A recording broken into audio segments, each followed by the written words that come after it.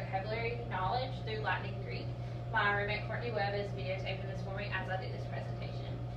So, Brother Russo started off by talking about the Common Core State Standards and the National Governors Association Center for Best Practices and Council of Chief Staff School Officers. They came together in partnership to provide an emphasis in English language arts. However, within the emphasis on English language arts, they wanted to focus on the students' vocabulary development. However, Common Core has already stated in a subsection that Latin and Greek have been found in multiple of our English language words. And so it's just easier and it's way more simple if we would provide knowledge in Latin and Greek to better help our students with their vocabulary development. And so the article wants to focus on building the students' new knowledge of the word and the new meanings by having them learn the Latin and Greek morphemes or roots. So when they learn the new meanings, that is one concept that they're learning. They're learning the new meanings of the words through the morphemes. The second part of it is they are learning the relationship between the words because they have a common root. Within that common root and the new meaning of the word, they can understand the consciousness of trying to understand the new words. And so within the article, they talked about it comes together in 3 tiers. Tier 1 is your basic and everyday conversation language. This is an example of you talking throughout your school day, like talking to teachers, to students, to your friends, to your coach, your teammates. This is just whatever you say on a daily basis, that is considered in your tier 1. That is your base of the tiers. Tier 2 is spread over your content areas. That starts off with your academic language and is where Latin and Greek is introduced. But then tier 3 is only context specific and it appears at lower rates than tier 1 and tier 2. Tier 1 appears more often because we learn it every day and we use it every day. Tier 2 is kind of in the middle, but then tier 3 you use it mainly in classes or when you're doing a research paper and stuff of that nature. However, tier 2 and tier 3 is where you see more words come from Latin and Greek morphemes. Common Core states that students need to learn and determine new meanings of words.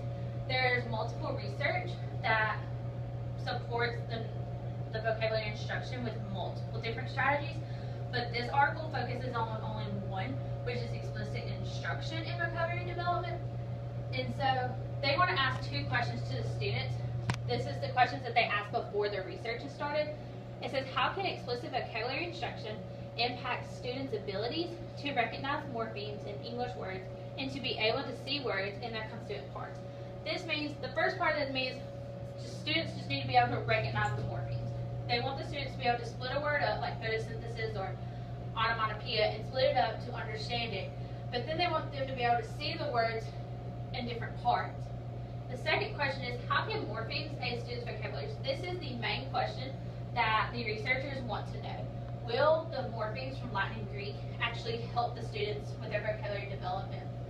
Their research starts off by they do 2 8th grade classrooms, and within those 2 8th grade classrooms, only 44% of the research is brought up because students not participating or not being able to participate in the whole study. And so within that, they did pre-test and a post-test. Both tests were basically the same thing.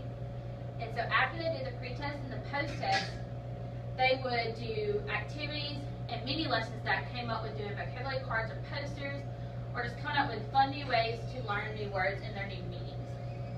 And so with that, after the research is done, they have come together and they realized, oh, morphemes actually do aid in students' vocabulary instruction.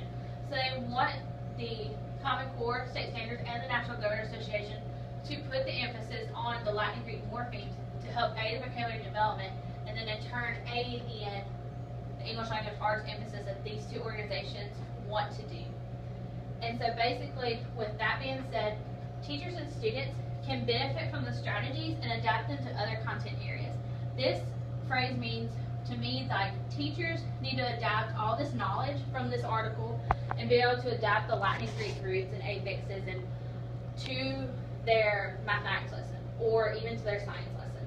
And then the students, this just gives them another strategy. Say if they don't know or say they don't know photosynthesis, this strategy could end up helping them learn the new meaning of the word. Like if they don't know the word, this can help learn new words. And so this strategy not only helps your native English speakers, this also can play into helping your English language learners. because your English language learners are going to need multiple strategies to be able to determine like the meanings of English words that they're trying to learn so they can learn the language. And so with that being said, it was concluded that they do aid in instruction.